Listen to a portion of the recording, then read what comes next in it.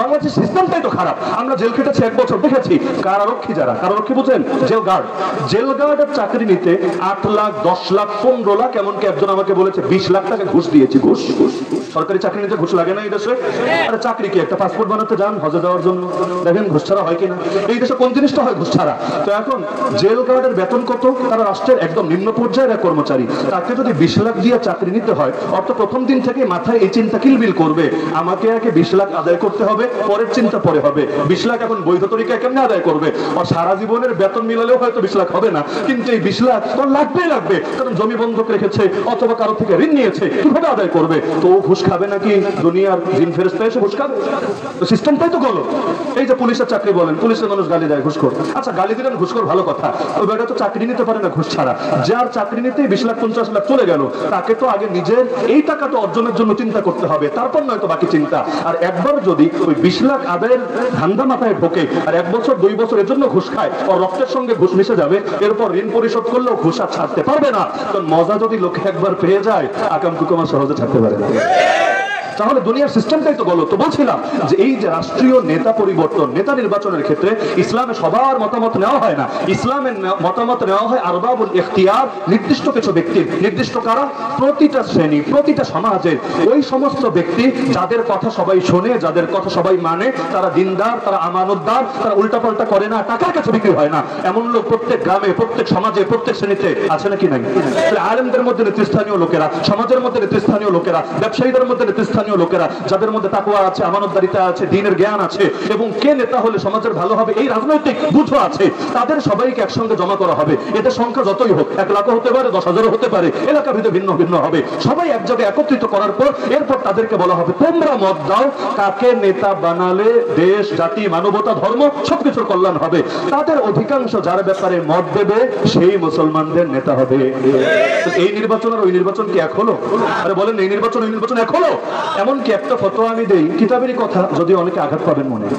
এই যে ইসলামের খলিফা নির্বাচন, নেতা নির্বাচন, এখানে নারীদের কোনো ভোটের সুযোগ নাই। কারো যদি মনে হয় আমি ভুল ফতোয়া দিচ্ছি, 24 আওয়ার্স দরজা খোলা, আমাকে চ্যালেঞ্জ করতে পারেন প্রকাশ্যে, আমি চ্যালেঞ্জ গ্রহণের জন্য রাজি আছি। এই জামানা নারী রাখেন, আল্লাহর নবীর কন্যা, আল্লাহর নবীর স্ত্রী, তাদের পর্যন্ত মতামত নেওয়া হয় নাই যে আবু বকর খলিফা হলে ভালো না ওমর খলিফা হলে ভালো, ওমরের পর ওসমান হলে ভালো না আলী হলে ভালো। সেই সময় আম্মা জান আয়েশার মতো মহিয়সী নারী দুনিয়াতে ছিলেন, যে আম্মা জান আয়েশাকে যদি এক পাশে রাখেন, গোটা দুনিয়ার সব নারীকে আরেক পাশে রাখেন, আম্মা জান আয়েশার সমান কি হবে? আম্মা জান আয়েশা রাদিয়াল্লাহু আনহার মতো ব্যক্তিত্ব থাকতেও সাহাবায়ে কেরাম রাদিয়াল্লাহু আজমাইন তাদের মতামতের আলাদা করে আনার কোনো প্রয়োজন অনুভব করেন নাই। তো তাদের মতামত যদি না নেওয়া হয় রাসূলের খলিফা নির্বাচনে, এই যুগের নারীরা কি তাদের চাইতে দামি হয়ে গিয়েছে? এখন বলবেন হুজুর এটা তো আমাদের গণতান্ত্রিক তরিকার চাইতে ভিন্ন হয়ে গিয়েছে। ভিন্ন হলে কিছু করার নাই, যেটা ইসলামের কথা সেটা বলতে হবেই হবে। কেউ যদি না বলে এলেন গোপন করার কারণে পাপী হবে। আমরা তো এগুলো বলা ছেড়েই দিয়েছি। ইসলামে নারী নেতৃত্ব হালাল না হারাম? বলেন হালাল না হারাম? এমনকি এই যে হারাম এই কথা বলার কারণে আমার নিজের মাহফিলে পর্যন্ত বাধা দেওয়ার রেকর্ড আছে। অন্য মানুষ রাখে না, আমার নিজের মাহফিলে পর্যন্ত বাধা দেওয়ার রেকর্ড আছে। কারা? যে ক্ষমতাসীন কোন দালালরা না, ওগুলো করলে জান নিয়ে মাহফিল ছেড়ে আর যেতে পারতো না, কারণ সবার মাহফিলে সব ক্যাটাগরির লোক থাকে না। যেই মাহফিলের অধিকাংশ লোক থাকে রক্ত গরম, ওইখানে মাস্তানি করে জান নিয়ে ফেরত যাবে, এটাও তো আসান না। তবে এলাকারই একজন মুরব্বী মানুষ, তিনি বাধা দিয়েছেন যে হুজুর দিনকাল তো ভালো না। এটা আগের সরকারের আমলের কথা, এখন থেকে 1 বছর আগের কথা। হুজুর দিনকাল তো এমনিও ভালো না, আর জেল খেটে এসেছেন মাত্র কয়দিন আগে, এখন এসব কথা না বললে কি চলে না? আমি বললাম সহিহ বুখারীর এই হাদিসের কি হবে? সহিহ বুখারীর হাদিস, নবী বলেছেন লা ইউফলিহা কওমুন ওয়াল্লাউ আমরাহুম ইমরাতান, ওই জাতি কোনদিনও সফল হবে না, কোনদিনও সফল হবে না যেই জাতি কোন নারীকে নিজেদের নেতা বানিয়ে নেবে। এখন নারীকে নেতা বানালে যে সফল হয় না, ব্যর্থ হয়, এর বহুত নমুনা দুনিয়ার সামনে আছে। সাময়িক সফলতা কোনো সফলতা না। যদি এমন হয় 5 বছর 10 বছর 15 বছর পার মাটিতে পড়ে না, পা সবসময় উপরে উপরে থাকে, কিন্তু এরপর লেজগুটি এমন ভাবে পালাতে হয় যে কলা গাছে শুয়ে বর্ডার পাড়ি দিয়েও যান বাঁচানো যায় না, এটাকে কোনো সফলতাই বলা যায় না। তাহলে সফলতা কারে বলে? আরে সফলতা যার ভেতরে আল্লাহর ভয় আছে সেই না অনুভব করে। আলেম ওলামারে জেলে ভরা যায়, কি লসট হয়? এই যে ধরেন আমরা নয়তো 1 বছর জেল খাটাম, যারা আরো বেশি খেটেছে 3 বছর, অথবা এই যে আরেকজন আলেম বের হলেন কয়েকদিন আগে 12 বছর প্রায় জেল খাটা হয়ে গিয়েছে। এত দীর্ঘকাল জেল খাটার কারণে মান ইজ্জত কি কমে গিয়েছে?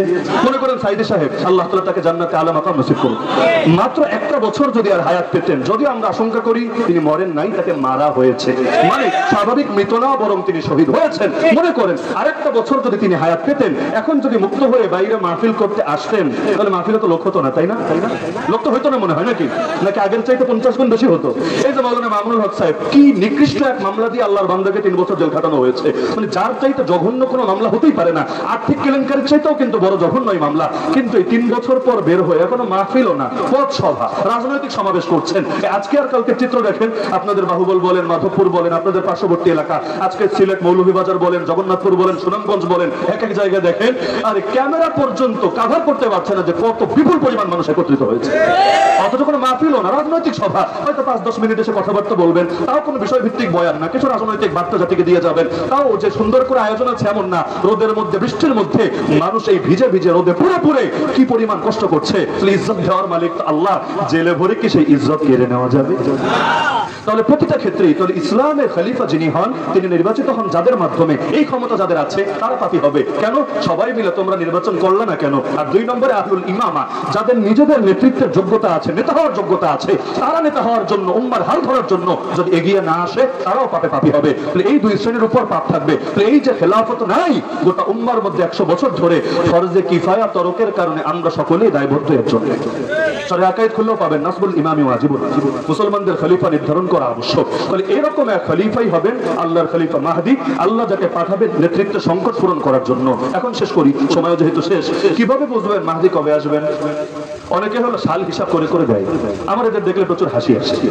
আমার এখনো মনে আছে, ওই বইটা আমার সংগ্রহে হয়তো আছে, উর্দু একটা বই। ওই বইয়ের মধ্যে শিরোনামে দেওয়া হলো এটা যে 2012 সালে ইমাম মাহদি আসবে। কিসের জন্য? বহু দলিল, আদিল্লা, যুক্তি, তর্ক প্রমাণ দিয়ে একেবারে অকাট্য ভাবে সাব্যস্ত করা হচ্ছে 2012 মিস নিয়ে আসবেই আসবে। 12 শেষ, 22 শেষ, 24 সাল চলে এসেছে। কিন্তু ওই বইয়ের যারা লিখেছে ইজ্জতের কি অবস্থা হয়েছে? বাংলাদেশে কারো কারো মাথায় এমন ভূত ভর করেছে, একসময় দাবি করতো 2019-এ তো আসবেই আসবে, 19 শেষে বললো 2024-এ তো আসবেই আসবে, 24-এর আজকে হলো প্রায় 9 নম্বর মাস, নাকি মানে আর 3 মাস বাকি আছে। সামনে হয়তো বলবে 28, তারপর হয়তো বলবে 32, এভাবে সামনে আগাতে থাকবে। আর সাধারণ মানুষ এক পর্যায়ে বিরক্ত হয়ে বলবে ধুরো, ইমাম মাহদি মনে আসবেই না, এগুলো ভুয়া, এগুলোর কোনো দরকার নাই। কেন বললাম কথাটা? একটাবার চিন্তা করেন, দুনিয়াতে মুসলমান প্রায় 200 কোটি, এর মধ্যে দিনদার না হলেও তো 50 কোটি আছে, যদিও সংখ্যা আরো বেশি হবে, কমায় ধরলাম যে মুসলমান যদি হয় 200 কোটি, এর মধ্যে 50 কোটি মানুষের মধ্যে দিনের টুকটাক বুঝ অন্তত 50 কোটি তো আছে। কিন্তু আপনি বর্ণনা ঘাটলে দেখবেন যে মাহদি যখন দুনিয়াতে আসবেন, মাত্র মাত্র মাত্র 313 জন লোক প্রথমে তাকে গিয়ে বায়াত দেবে। হজের মৌসুম, কোনো চিপা চাপা ঘটতো না। হজের মৌসুম, হজ করতে যায় কি 300 জন, 3000 জন, লক্ষ লক্ষ মানুষ প্রতি বছর হজ করতে যায়। হজের মৌসুমে বায়াত নেবেন ইমাম মাহদি, মাত্র 313 জন থেকে বায়াত দেবেন। এমনকি জীবনে শেষ লড়াই যেটা করবেন, কনস্টান্টিনোপল বিজয় করবেন, আল্লাহর জমিনে আল্লাহর দিন জিন্দা করবেন, খ্রিস্ট ধর্মের পতন ঘটাবেন। ওই সময়ের অবস্থা এমন হবে, মাত্র গুটি কয়েক কিছু হাজার লোক তার সঙ্গী হবে। এত কোটি কোটি কোটি কোটি বাকি মানুষ কই যাবে? কই যাবে? এর কোনো প্রশ্নের সুনিশ্চিত জবাব হাদিসের মধ্যে নাই। তবে আমার একটা ধারণা হয়, ধারণাই, এটাকে সিরিয়াস নেওয়ার দরকার নাই, তবে আমার একটা ধারণা হয় যে 2 কারণে মানুষ ধোঁকা খাবে। 1 নম্বর কারণ হতে পারে যে ভণ্ড মাহদি এত আশা আসবে, এত আশা আসবে, আসল মাহদি যখন আসবে লোকে তারেও ভণ্ড ভেবে অবিশ্বাস করবে। কারণ ইতিমধ্যেই বাংলাদেশের মধ্যে মাহদি বসে আছে নয়তো কয়েক ডজন। রাজবাড়ির মধ্যে একটা আছে, ঠিক মতো নামাজও পড়ে না, রোজাও রাখে না, টুকটাক নেশা টেশাও করে, পাগলা বাবা, সেও নিজেকে ইমাম মেহেদি বলে দাবি করে। মানে মাহদি এই শুদ্ধ করে শব্দটাও বলতে পারে না। মেহেদি, মেহেদি তো মেহেন্দি যেটা হাতে দেয়, বা মেয়েরা যেটা দিয়ে সাজুগুজু করে, বিয়ের আগে একজন আর একজনের হাত রাঙিয়ে দেয়, ইমাম মেহেদি বলে নিজেকে দাবি করে। অথচ ওর মতো ভণ্ড ইমাম মাহদির মুরিদ হওয়ারও যোগ্য। তাহলে এক হতে পারে যে অনেক মাহদি আসার কারণে ধোঁকা খাবে, আর 2 নম্বর হতে পারে, এই আশঙ্কাটাও কম না, আল্লাহর খলিফা মাহদি আসবেন, খলিফা থেকেই তো বুঝতে পারছেন জমিন আল্লাহর দিনকে চিন্তা করার জন্য। তো ইসলামী রাজনীতি বা ইসলামী রাষ্ট্র ব্যবস্থাকে কিছু লোক এতটা খারাপ নজরে দেখবে, এটাকে জঙ্গিবাদ, উগ্রবাদ, মৌলবাদ, সাম্প্রদায়িকতা মনে করবে যে এখন তো আমাদেরকে খালি জঙ্গি টঙ্গি বলে, মৌলবাদী তৌলবাদী বলে। যখন মাহদি এসে বলবে, বায়াত নিবে, আল্লাহর জমিন আল্লাহর দিন চিন্তা করবে, তারা বলবে আরে জঙ্গিদের দেখে আর এক লিডার চলে এসেছে, কি এক অদ্ভুত কারনামা। এটা জসিমউদ্দিন রহমানী সাহেব বের হলেন, মনে হয় শক্ত দুয়েক হয়েছে। ভারতের পত্রিকা, মানুষটা বাংলাদেশের টেনশনে পড়ে গেছে, ভারতের পত্রিকায় রিপোর্ট করেছে ছোটা লাদেন আগায়া। ছোটা লাদেন বুঝেছেন?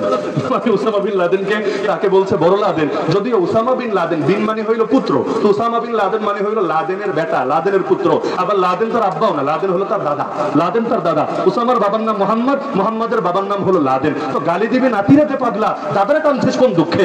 কিন্তু গরুর মুখ খেতে খেতে খেতে এই সাংবাদিক নামে সাংঘাতিক গুলোর ঘিলু এমন ভাবে পচে গিয়েছে, কোনটা দাদা আর কোনটা নাতি, এই বিন শব্দের অর্থ কি এটা পার্থক্য করার যোগ্যতা হারিয়ে ফেলছে।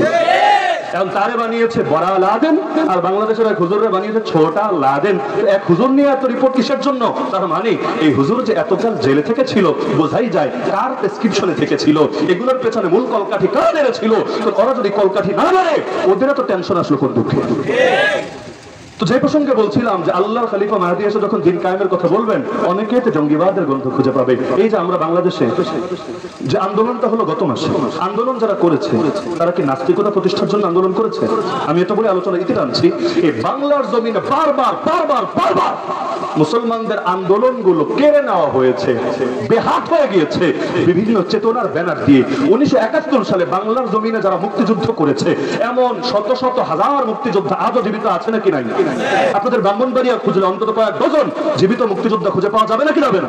এক একজনকে গিয়ে জিজ্ঞাসা করেন, বলেন তো আপনারা যে 71-এ মুক্তিযুদ্ধ করেছিলেন, সেটাকে ধর্মনিরপেক্ষতাবাদ প্রতিষ্ঠার জন্য, সেটাকে কুফর শিরক প্রতিষ্ঠার জন্য, সেটাকে নাস্তিকতা প্রতিষ্ঠার জন্য, সেটাকে বাম আদর্শ প্রতিষ্ঠার জন্য একজন একজন করে জিজ্ঞাসা করেন। আমার নিজের জিজ্ঞাসা করা আছে, এখানে বাস্তব অভিজ্ঞতা থেকে বলছি, আল্লাহর কসম করে বলি অধিকাংশ জন জবাব দেবে এটা সম্পূর্ণ মিথ্যা, আমাদের কল্পনার মধ্যে এমন কিছুই ছিল না। আমরা লড়াই করেছি জুলুম দূর করার জন্য, আমরা লড়াই করেছি দুঃশাসন দূর করার জন্য, আমরা লড়াই করেছি এই পাক হানাদারদের চাপানো বৈষম্য ঠেকানোর জন্য। আমরা লড়াই করার শুরুতে বিসমিল্লাহ বলে নিয়েছি, শেষ করেও আল্লাহর প্রশংসা আলহামদুলিল্লাহ করেছি। আমরা কোনো কাজ করার আগেও ইনশাআল্লাহ বলে নিয়েছি। যেই কাজে শুরুতেও আল্লাহর নাম, শেষেও আল্লাহর নাম, মাঝেও আল্লাহর নাম, সেটা নাস্তিকতা বা বাম আদর্শ প্রতিষ্ঠা করার জন্য কিভাবে হবে? কিন্তু 71-এ 16 ডিসেম্বর যুদ্ধ শেষ হতে দেরি 1972-এ এই জাতির উপর একটা সংবিধান চাপিয়ে দেওয়া হয়েছে, যে সংবিধান আজও আছে। সংবিধানের প্রথম পাতা খুললেই পেয়ে যাবেন, প্রস্তাবনার অংশে লেখা আছে যে এই দেশে মুক্তিযোদ্ধারা নাকি 4টা মৌলিক আদর্শে যুদ্ধ করেছে, এর মধ্যে একটা আদর্শের নাম ধর্ম নিরপেক্ষতাবাদ। নাউযুবিল্লাহ বলবেন না? নাউযুবিল্লাহ বলবেন না? লড়াইকে ধর্ম নিরপেক্ষতাবাদের জন্য হয়েছিল। আবার 4টার মধ্যে আরেকটার নাম সমাজতন্ত্র। এই সমাজতন্ত্র চীনে গিয়ে বল যৌক্তিক, রাশিয়ায় গিয়ে বল যৌক্তিক। আরে বাংলাদেশের অধিকাংশ মানুষ তো সমাজতন্ত্র চেনেই না, এটা কোন হালুয়া না কোন মুলা এটাই তো মানুষ জানে না। তো সমাজতন্ত্র প্রতিষ্ঠার জন্য মুক্তিযোদ্ধারা লড়াই করেছে, এই কথা বললে যারা গাঁজা সেবন করে ওরা তো বিশ্বাস করবে না। কিন্তু 1972 সালে, খুব বেশি পরে না, মাত্র কয়েকটা মাস পরেই যে সংবিধান চাপিয়ে দেওয়া হলো, সেখানেই বলা হলো যে এই জাতি লড়াই করেছে কুফর শিরকের জন্য। নাউযুবিল্লাহ। মাত্র একটা মাস গেল, গত মাসের 5 তারিখ বৈষম্য বিরোধী আন্দোলন হলো। কওমি মাদ্রাসার 72 জন ছাত্র, টেলিভিশনের রিপোর্ট অনুসারে 72 জন শহীদ হলো, শত শত আহত হলো। আর সাধারণ জনতার মধ্যে কত শত বা হাজার যে শহীদ হয়েছে আল্লাহ ভালো জানে, আজও তালিকা হয় নাই। এটা এই সরকারের একটা ব্যর্থতা যে শহীদদের মূল্যায়ন করতে পারছে না, কারা কারা আহত তাদের তালিকা করতে পারছে না। এখন তালিকা করবে না, 10 বছর পর তালিকা করতে চাইবে, তখন ভুয়া ভুয়া নতুন নতুন সমন্বয়ক বের হয়ে আসবে। আগে ছিল ভুয়া মুক্তিযোদ্ধা, এখন তৈরি হবে ভুয়া সমন্বয়ক। 71-এ জন্মই হয় নাই তো মুক্তিযুদ্ধের ভাতা খায়, এমন আছে নাকি নাই? এমন আছে নাকি নাই?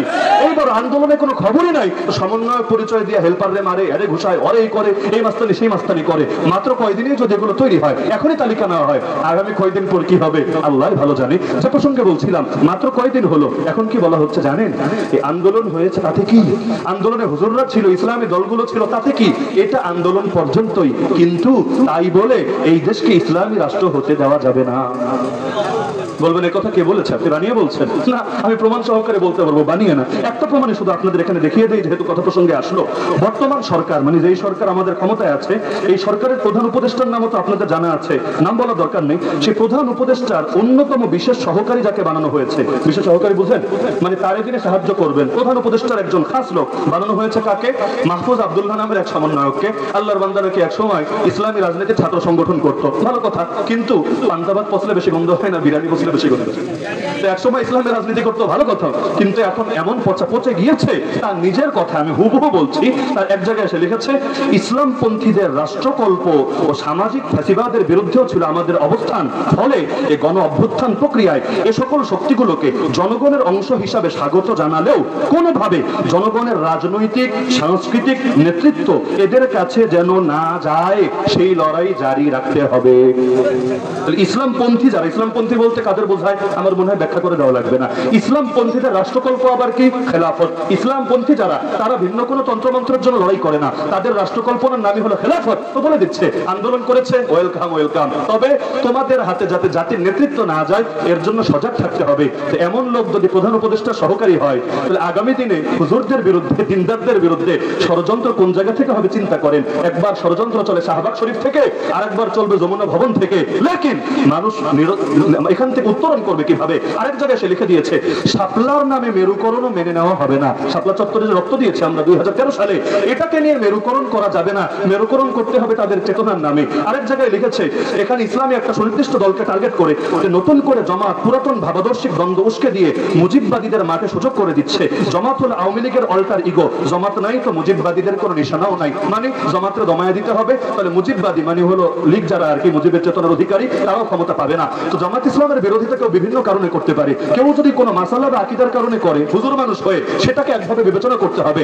আর কোন নাস্তিক বেঈমান যদি কোন ইসলামী দল নিয়ে বলে, তাহলে বুঝতে হবে এখানে তার মূল বিষয় কোনো মাসালা না, কোনো সুনির্দিষ্ট আকীদা না, কোন ইসলামের নাম শুনলেই ওর গা জ্বলে। আরেক জায়গায় গত দুদিন আগে নিচে লিখেছে যে এই দেশের মধ্যে মুজিববাদী এবং জামাতবাদী দুটোকেই নাই করে দিতে হবে, গণমানুষের আকাঙ্ক্ষা বাস্তবায়ন করতে হবে। তো গণমানুষ কেটা রে ভাই? গণমানুষ কি মঙ্গল গ্রহের এলিয়েন? গণমানুষ কারা? নাকি নাস্তিক হলে গণমানুষ, আর যদি হুজুর হয় অথবা ইসলামপন্থী হয় তাহলে তারা হল অন্য গ্রহের বাসিন্দা। তার মানে লড়াই শেষ হয় নাই, বরঞ্চ লড়াই জারি থাকবে যতদিন আল্লাহর জমিন, আল্লাহর দিন জিন্দা হবে। তাহলে মাহদী আসবে বুঝবেন কিভাবে? কবে আসার সময় ঘনিয়ে এসেছে।